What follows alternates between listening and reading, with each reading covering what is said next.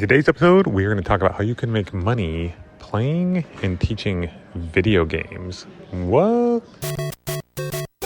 All right, guys, I am currently in an airport in Grand Rapids, Michigan, and it is 11:17 at night. We've had like 10 delays. We had a layover in Chicago that we missed long ago. We were on the plane, and then the captain comes out and he says, there's a screw loose and we need maintenance to come. And then 20 minutes later, he said maintenance won't be here for an hour. So apparently we will be staying the night in Chicago, but the show must go on. We have an episode that needs to get published by tomorrow morning. So I am on my phone in an airport with no one here, which is random because it's super late and everyone's already left. But yeah, regardless, we've got a really cool episode with someone who makes money playing video games, teaching people how to play video games. Even more importantly, she uses a really cool platform called Outschool, which is something I recently discovered, and it's a really cool way that you can basically teach anything that you want, anything you're interested in. You can get people together and you can make money doing it. So I think it's an awesome episode. I think it's something that a lot of people could put into action, they could utilize as a way to make money teaching their passion. So I'm really excited to share this episode with you. Hope you guys get a lot of value out of it. I know I did. Ladies and gentlemen, without any further ado, I give you the one, the only, Devyn Ricks. Is it true that you make money playing video games? I'm not sure I believe this. Yep, that is my real life job, Justin. I kind of don't believe it either, honestly, most days. Give us some context. How did you get into this? I'm about to stop everything I'm doing and just figure out how to do what you're doing. That sounds amazing. So my official title that I go by is a video game teacher because I'm a teacher on Outschool. That's the platform where I teach my video game social clubs. So I've been in the online teaching world probably about 6 or 7 years. I've done a little bit of everything, but the way I stumbled into this is I started teaching on Outschool as a side hustle when my husband started dental school and we needed, some extra money. We have 4 daughters, and so we were like, we want some extra money for dance classes, singing classes.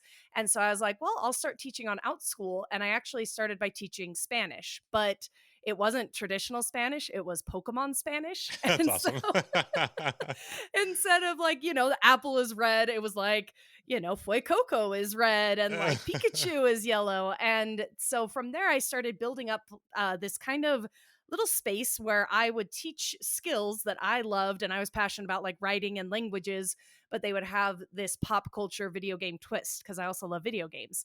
And so from Spanish, it led into these English writing classes, and I was doing a Zelda creative writing class, and students would come and I'd be like, all right, what we're going to do is we're going to create characters and setting, and we'd work on these writing fundamentals, but then they'd be like, well, Miss Devyn, I'm stuck on this part of my Zelda game. What do I do? And I'm like, well, we can talk about that, on our free day, but we're focusing on writing. And then they were like, well, Miss Devyn, can't you do a video game social club where you teach us how to play these video games? And I kind of laughed. I was like, sure, we could do that. Like, will anyone actually come? Probably not. And I even, joked with my husband. I was like, they want me to do social clubs. He's like, let's try it. And then they just became more and more popular. And I don't teach any Spanish anymore. And I don't teach very much writing because my students just want to come and meet other kids who are playing games that they're playing. So That's awesome. that's kind of how we got here. So walk me through it. What does a typical class look like? How many classes do you have? The podcast I listened to before, you mentioned how you were thinking about expanding, but now I'm checking out your Outschool site and you have expanded. You have lots of teachers and I can't even keep track of, I'm like, whoa, so many. So tell us, like, how does this work? So what basically happens, I'll give you an example with Zelda because that's the game of the moment, right? Tears of the Kingdom just came out on the Nintendo Switch. And so my students will enroll in the social club. And when I explain it to people, I like to explain it that the video game is just where we start. It's the common interest where we all meet. And then it's really about these kids getting to meet other kids in an environment that's safe and with kids that have their same interests. So it's very much like a book club or a volleyball club, the same idea, but with video games. And so they'll come into class, and my job is to make sure that all the kids are safe, that it is only children in the class, that there's no adults. And then my other job is to make sure that everyone is socializing and having a good time. And so I'll usually start my classes out. I'll be like, all right, guys, what are we doing in our game today? And I have some students who are like, Miss Devyn, I did this coolest thing. I have to show you. And I get it. A lot of people that they would tell this to would be like, oh, cool. But I'm like, that's amazing. Teach me how to do it. It's awesome. And they feel that acceptance and that appreciation for something that they love. And so then they come every week. It's a weekly class. And every week we just play games. And if there's not a lot that we're doing that week, I play on screen so I can show them things that I'm doing. Or I can go to a puzzle that they're working on and be like, let me show you how to do the puzzle.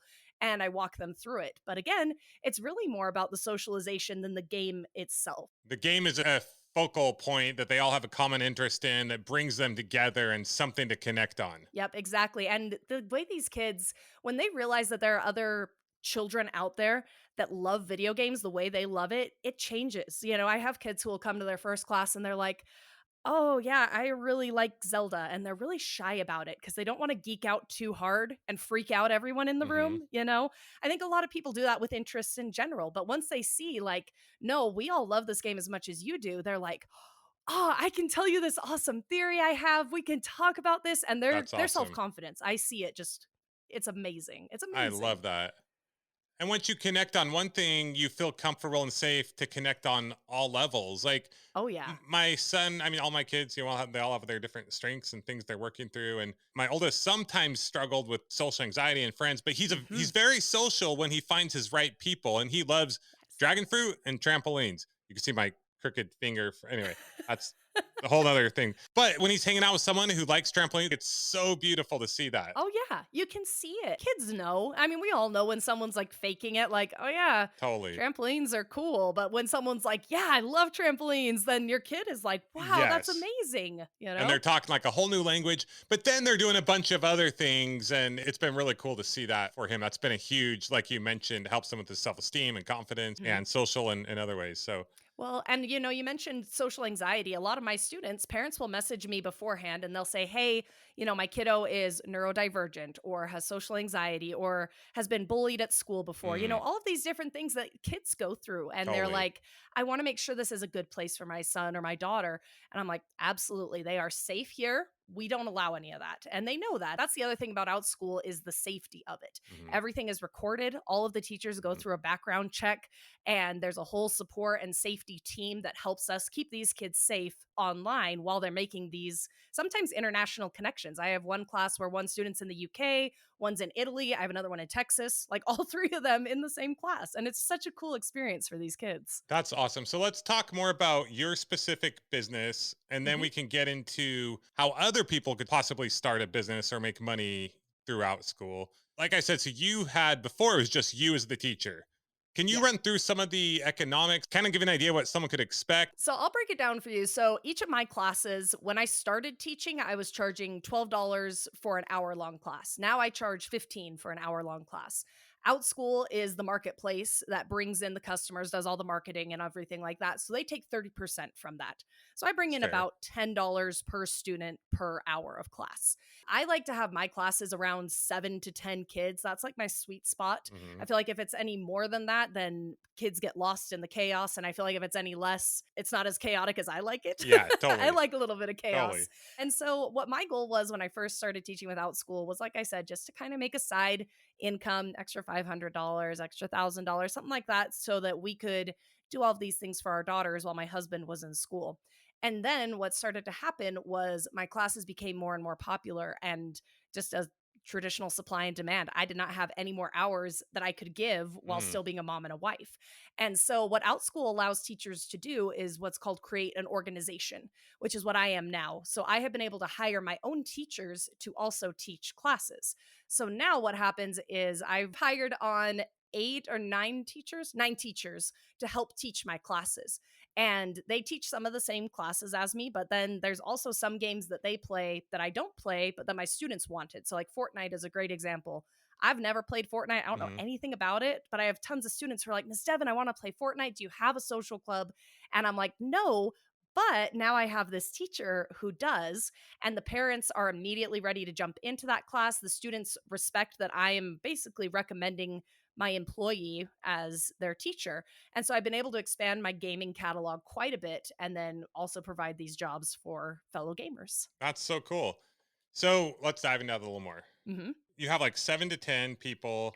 Hmm. You end up making about $10. Mm. And then what do the teachers that work under you or with you make? I start them at 20 an hour and then it goes up depending on the number of students. So as the class size increases, their pay also increases. I love that. I literally was just talking to my brother-in-law, and I've said this to a lot of people. I said, if you can find something, anything in life, because he's like flipping couches. He's like, isn't that a little ghetto? I mean, he just came out of rehab. He was in jail. Like, so he had nothing. So it's like, but he can make, we ran the numbers, he can make like $50 to $100 an hour flipping couches. And then I'm like, and then someday once you get the supply and demand going, you could pay other people $20, $25 an hour. This light bulb went off when I said, then you can be making 20 to 25, 30, $40 an hour on other people. And I said, Yes. that's leverage. I said, that's how you start to make, because he has debt, he has kids. He needs to be making like $250,000 a year just to like kind of get by. So I'm like, we got to like, out of necessity, we've got to figure something out for you. So his mind was blown. And so it's so cool to hear these numbers. They line up exactly with what I'm talking about. You've created this demand where there's a potential to make 70, 80, $100 an hour. And Hmm. now you're giving other people an opportunity. And I messaged another guy earlier because he's like, I don't think I can afford to hire people. I'm like, no, you're making like $100 an hour. You can't not afford to hire people, number Right. one. And you are hurt. Like there are other people who are not in the spot that you're currently in, and they need a job right now.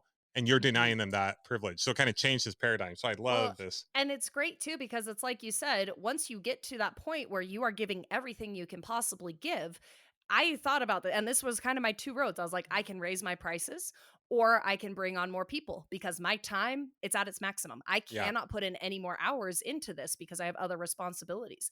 And so you're exactly right. Now at 5 o'clock on a Tuesday afternoon, instead of having one class, I can have 4 classes or 6 classes, depending on how many teachers I have that want to teach in that hour, and it makes all the difference. I love that. And there are a lot of people out there like, oh, I just want to be nice and help people. It's like, no, you can help more people through capitalism because then it makes your time make sense. It makes other people's time make sense. And then there's value given there. Because I see people, Mhm. they'll drop out of doing business because they don't want to charge money or they don't want to hire people and make money from those people. I'm like, no, like it's how it works. It helps everyone involved. And I think the biggest thing when people say, I feel bad, I don't want to take advantage of people, that's when you have to look at the price point because I would not feel good hiring a teacher and being like, okay, I'm going to pay you $10 an hour. And Totally. then on the flip side, I'm making well more than that, Sure. and but if you're fairly compensating the people who are working for you and trying to do as much profit share as you can, then as you succeed, they succeed also.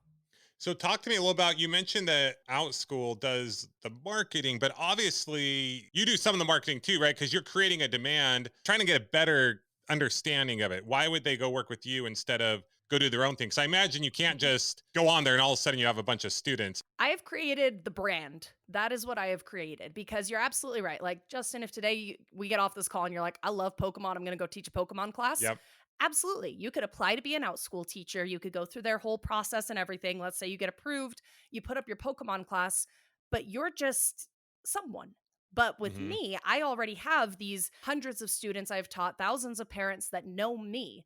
And now these teachers are a part of my brand. And so when I put out a new class, each of those teachers that's following me on Outschool, each of those students that I have on my Outschool email list, they get a push that says, hey, Miss Devyn just put out a Fortnite class. And Awesome. so if they get an email from Outschool that says Miss Devon's Fortnite class and Justin's Fortnite class, if they've had one of my classes, they're going to go for my class first. I also have the reviews, just that social proof that you really need for a product. It's why people will buy an Apple or an Android instead of generic phone 2.0.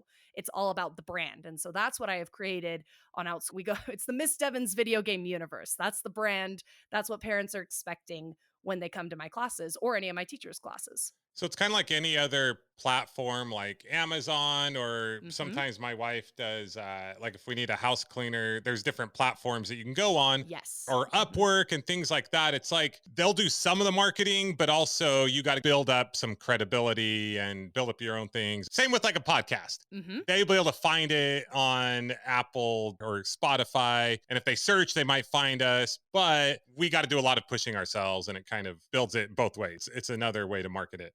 sounds like. Exactly. And that kind of marketing, you take Amazon as an example, to get those sales, to get those reviews, all it is time. That is what it takes. You have to be, your product has to be available for a year, 2 years, 3 years for that many sales to come in and for that percentage of people to actually review it. And so that's what's happened with me starting as an individual teacher. I have put in that time.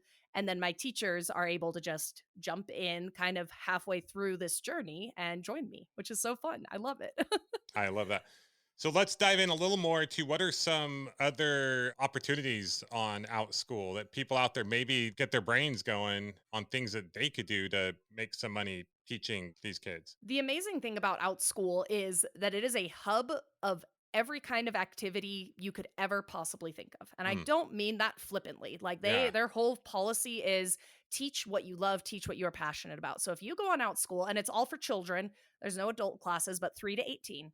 Let's say you go on there and you wanted to teach a how to make a podcast class. You could do that. Oh, Or if you cool. wanted to do a pottery class, or if you wanted to teach a writing class, or even if you wanted to have like a cats social club where you just come Mm, and talk about cats. You can do it. So it is literally finding what you love and what you want to talk about for hours and hours and hours, and then teaching children who want to learn from someone who loves what they love too.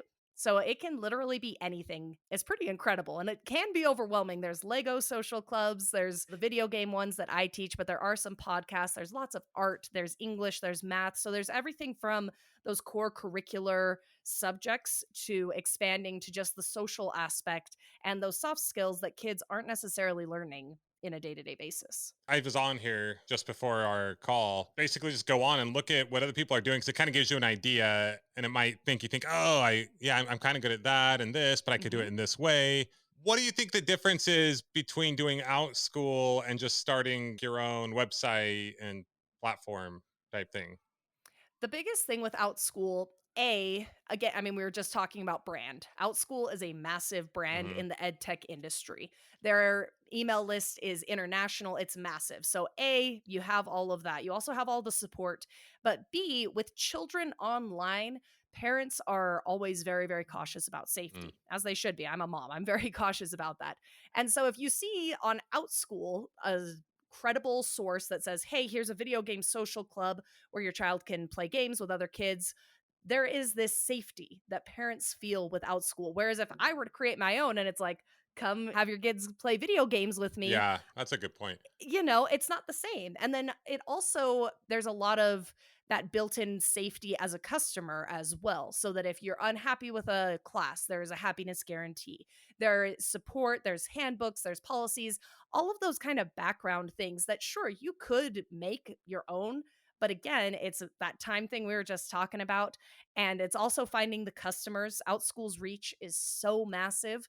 So I think that it is well worth the 30% that I give them Yeah, for it's them a to do faster all of way that. to kind of get going. They have the platform. Mhm. Do people ever do both? How sometimes Mhm. people have like an Amazon store and then they do their own Oh, Shopify store. absolutely. Yeah, I have a good friend. I've networked with a lot of different Outschool teachers, but I have a good friend who's an art teacher. And every summer she hosts in person summer art camps in her town. And she Mm, has her own online stuff where she also hosts art classes. And so you can absolutely do both. And so if you have a business that's already existing and then you just wanted to tap into the Outschool industry as well, you can do that. So you can yeah. absolutely do both. I don't want to get in any gray area here, but do people ever use it to get students or clients over to their other platform? Outschool has some very strict policies Okay. about it. I can't contact parents off platform. I Okay. can't ask for personal information, Yeah. A, to protect their client book, but again, it's that privacy thing. Yeah, for Children sure. cannot share any of like their contact information, phone number, email, address, any of that stuff that I could use like to build my own contact Hmm. list.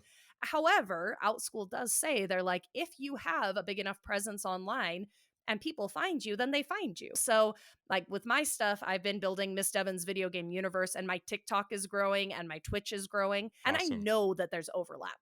Mm, Students have found me on Twitch and have found me on TikTok, but I yeah. cannot go to them on Outschool and say, hey, why don't you just come over to this side? Yeah. That's not okay. But You Miss will get in big Devon's, trouble. that is your brand. It's not like an out, it's like Exactly. your thing. And do you do anything off of Outschool then? Did I? I'm building up a couple more things. So what I'm working on right now is I'm building up a social club for adults is what I'm trying to build. So Awesome. same idea as Outschool for children, but for adults. Because as I posted this on my TikTok telling people what I did, they were like, "Oh, do you do this for adults?" And I was like, "I guess I could." So Totally. I've been building that kind of infrastructure and everything, and I'm hoping to launch it hopefully this summer sometime is my goal. So that's what I'd Yeah, love to because even do. though adults don't need like a quote unquote safe space in the same way, you still don't want to be online. I don't know who knows who from where and what, and it can Exactly. get kind of weird. Well, and gaming, some games are more toxic than others. Yeah, And you don't want to be, I mean, especially as a woman, as a female gamer, totally, it can totally. get so mean and so aggressive. And people don't want to, like, when they game, they want to relax. They want friends, Yeah, they want to play with friends. That's what makes gaming fun. But it's hard to game with friends unless you know friends to game with. But most adults don't, it's not something that is like talked about super often. yeah. So here's a question: how did you get on the Kelly Clarkson show? So I got on the Kelly. That's a good question. So the interview you saw with Nick was actually my very first interview I ever did. Oh, awesome. And then from that one, I was on the Utah local news. And then someone from Fox News reached out to me. And then after my Fox News interview, a producer from the Kelly Clarkson show reached out to me and said, "We might have something. Can we kind of like keep you on retainer?" And I was like, "Absolutely." And then when the Mario movie was coming out, they had me as Mm, their social media moment, which made perfect sense. I was like, I yeah, think it'll probably be for the Mario movie. So that's they awesome. reached out to me and it was a really cool experience. Well, I love it. This is amazing. Anything else you want to share? My biggest tip, I've done a couple of different entrepreneurial adventures. And I think the biggest thing with entrepreneurs, just get started. You're going to mess up. It's okay. You don't know what you're doing until you do it. I still feel like now that I have all of these teachers teaching for me, I'm still like, am I doing this right? Have I covered all of my bases? I'm sure I haven't, but I'm going to keep going. You can't let that, what should I do perfectly, fear kind of paralyze you. So that's kind of my parting words, I guess.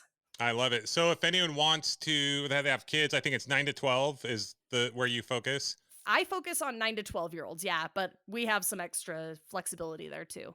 Okay, so if anyone has kids that like to play games in a safe place, where can they find you? Where can anyone find you who wants to reach out for anything you got? Yeah, so you can find me on TikTok. It's Miss Devyn's VGU, Video Game Universe. If you go on outschool.com and type in Miss Devyn, just make sure Devyn has a Y. That's why I tell everyone Yep. DEVYN. The nice thing is my weird spelling is working in my favor now. Yeah, So totally. honestly, if you type in Miss Devyn in Google, you'll probably find my stuff. Awesome. There you have it, folks. You can make money doing anything. Video games. Video games. Follow your passion. Is Devin not the coolest or what? And playing video games to make money? How awesome is that? If you like this episode, please share with a friend. If you have any questions or anything you'd like to know from us, any topics you'd like us to cover, reach out at Justin or Tara at millionaireuniversity.com. Other than that, get out there, make something happen. I was just at a trampoline competition, a freestyle trampoline competition with my oldest son Brogan for the last few days.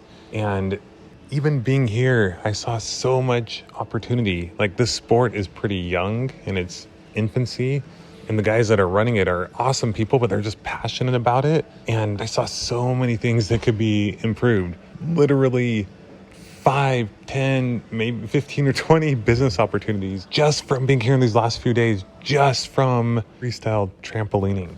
The opportunities to make money and live your passion are endless. And the cool thing is you get to solve problems and help people while you do it. I mean, the event was amazing, and there are some kids that are super talented, but all these kids age out when they finish high school because there's not really many opportunities for them to make a living and make a career doing this. And seeing some of the disorganization, but yet people having such a great time, and it's such an amazing community, and these are amazing people who are helping run this, it just got me thinking of opportunity after opportunity after opportunity. And the cool thing is, I mean, for me, I didn't look at it as like, oh, I can make all this money or whatever. But it's like, these guys I don't think are really looking at the money making aspect of it. They're just passionate about it. But because of that, it's not as good as it could be. It's not helping or serving as many people as it could be. And I was even talking to one of the guys, he's like, oh yeah, I spend money each year doing this. Like I lose money on this. And I'm like, well, that's why it's not where it should be. And it's kind of like he wears it as a badge of honor, which I think is super cool. I'm all about charities and helping people and stuff like that, but it's like, well, it's not a charity. You're not treating it like a business. Therefore, you can't afford to hire someone to help plan it and do the events. And that's why there was some complaining from some of the parents and some disorganization and frustration and different things. But it still was super cool. And I just saw so many opportunities from it. I won't get into it right now. Maybe we'll do another episode on how I'm going to change the freestyle trampoline industry. Really, the truth is, as Brogan gets older, I'm trying to help him find opportunities of things that he's passionate about and that he's interested in, that he's good at, and things that he can do, so he doesn't have to spend the rest of his life doing something that he's not that interested in doing. I've seen his soul be drained from doing certain things that he's not passionate about, but I've also seen him come to life when he's doing things like this, things that he loves and being with people that he connects with. So that's really what drives me. But you got to make it make money. Otherwise you can't keep doing it. It doesn't make sense. It's impossible. And then the people stop doing the things that they could be doing, how they could have been changing the world because they don't want to make money from it. And it's like, no, please make money. All these people would have been happy to pay more money to have had a better setup, a better experience. Not that they didn't have a great time, but it could have just been so much better. And these are like the guys that are in charge of the sport for like literally the entire world. And I'm not dogging on them. They're amazing, very generous, kind people who have spent a ton of time and are very passionate about this thing. But look for problems, look for things that could be improved. Look for services. Like it literally is a service. You can be serving and helping people and making money while doing it. And literally changing the world in your own special way. So that's all I got. This is Justin signing off late at night from Grand Rapids, Michigan. I don't know if we'll ever get out of here. It looks like our estimated departure time is like 11:30. We're already on the plane. We got off the plane. Just seeing what's going to happen. Luckily, I'm still kind of on California time, so I'm feeling pretty good. My wife was like, I'm so sorry. I'm like, I actually don't care. I'm feeling great. I don't know why. I guess it's like, if it's out of your control, why stress about it, right? Not like I always do that perfectly, but, working on it. All right, guys. Love you all. Have a great rest of your day. Have a great week. Get out there. Make something happen. Move forward. Keep taking action. And we will see you next time on the Millionaire University podcast.